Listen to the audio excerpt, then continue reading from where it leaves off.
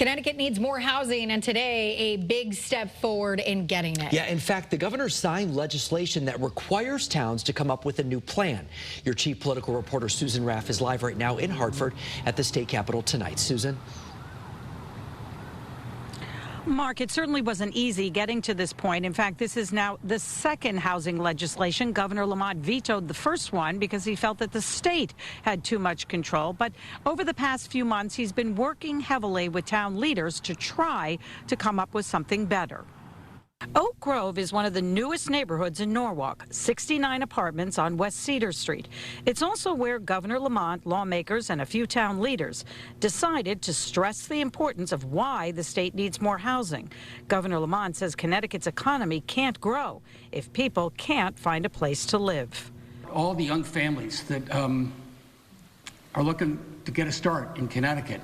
And I want to make sure they know that the door is open. We want them here. And there's a place they can afford to get it started. Either it's a rental that they can afford or maybe even a down payment with some help from time to own. The revised legislation makes it easier to convert commercial buildings into residential and loosens some parking requirements.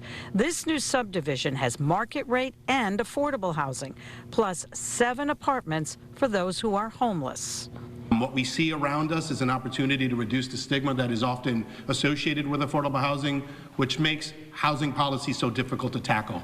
Town leaders like Mike Frieda say Connecticut must start somewhere, and towns will not lose local control. We came up with, over the last 6 months, Republicans and Democrats alike, we collaborated very well together to try to find a solution.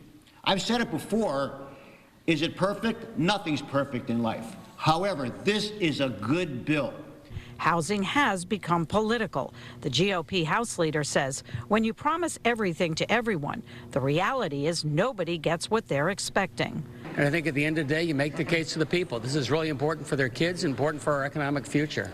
Politics aside, Marvin Bramble, who just moved into Oak Grove, says he struggled to find an apartment. We do need it. At the end of the day, we do need it. You know, people need places to live. There's more and more families coming into Connecticut.